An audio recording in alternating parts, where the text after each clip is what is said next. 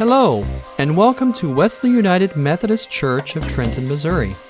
Our church is located at 113 East 9th Street, which is on the corner of 9th and Washington in Trenton, Missouri.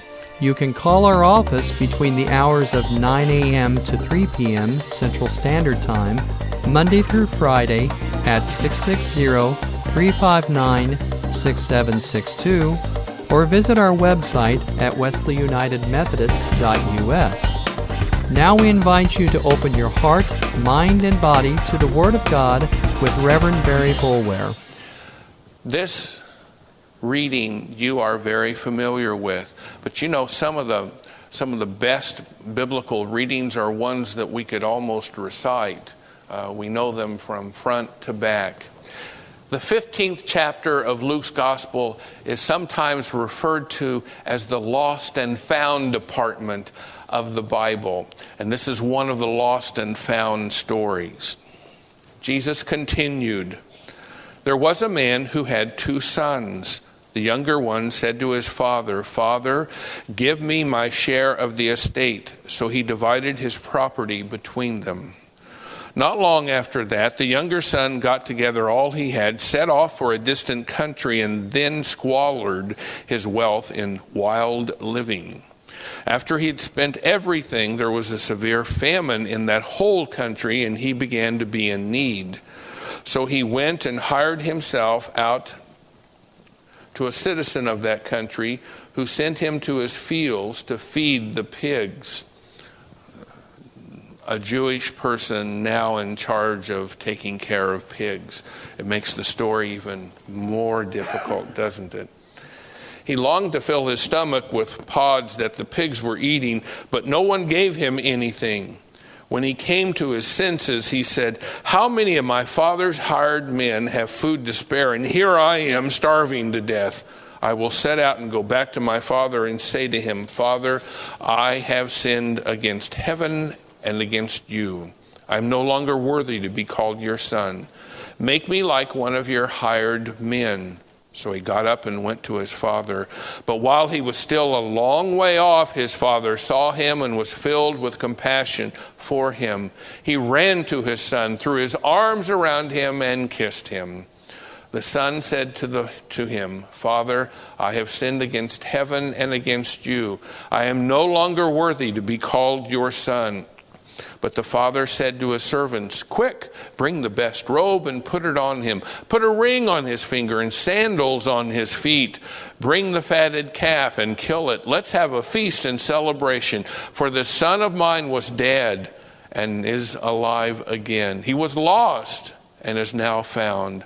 So they began to celebrate. Meanwhile, the other son was in the field. When he came near the house, he heard music and dancing. So he called one of the servants and asked him what was going on. 'Your younger brother has come,' he replied, 'and your father has killed the fatted calf because he has him back safe and sound.' The older brother became angry and refused to go in. So the father went out and pleaded with him. But he answered his father, 'Look, all these years I've been slaving for you and never disobeyed your orders, yet you never gave me a young goat so that I could celebrate with my friends. But when this son of yours who has squandered your property with prostitutes comes home, you kill the fatted calf for him.'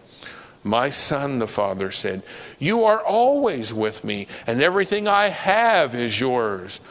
But we had to celebrate and be glad because this brother of yours was dead and is alive again. He was lost, and now he is found.'" May God bless this reading of his holy written word. Please be seated.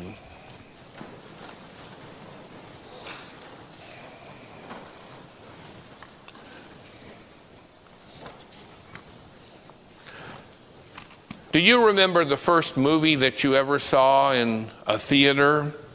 Or you went to a theater probably with your folks or with some friends? Well, my friend and colleague Brian Bouknight remembers his first movie. It was the movie called Lassie Come Home. It starred Roddy McDowall and Elizabeth Taylor, and of course the dog named Lassie. Brian reminds us the movie was about a very special relationship between the boy and his dog. However, the family fell on hard times and they ran short of money. They had to sell their remarkable dog in order to have money for food. However, Lassie outsmarted them all by returning to her friend and companion, the little boy, for a grand reunion. And then Brian says, I cried all the way through the last half of the movie.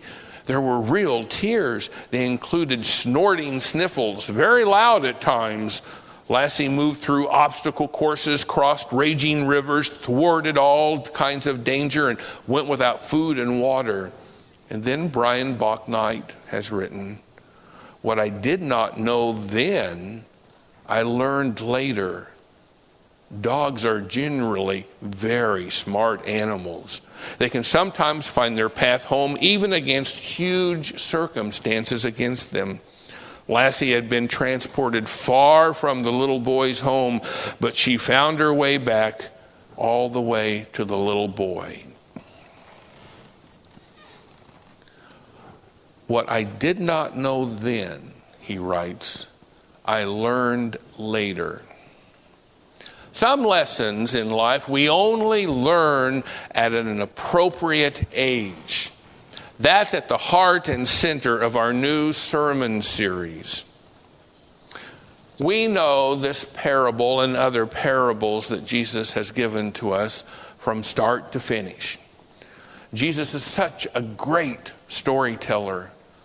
This parable was about a young son who needed to leave home if he was ever going to discover what he was looking for.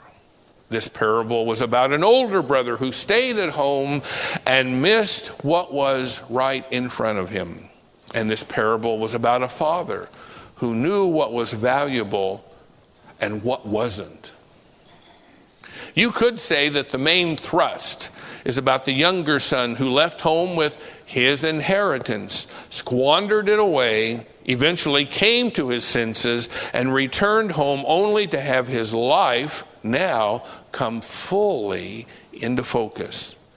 But then you could also say that the main thrust of this parable is about the older son who never left home, never asked for his inheritance, worked each day on the family farm, but couldn't feel joy in his heart upon the return of his brother or by the celebration that was held over his brother's return.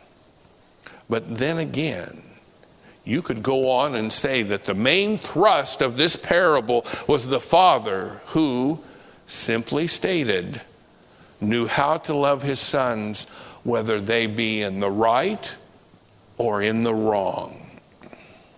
See, I believe that we learn certain life lessons when we become willing to listen to their truths.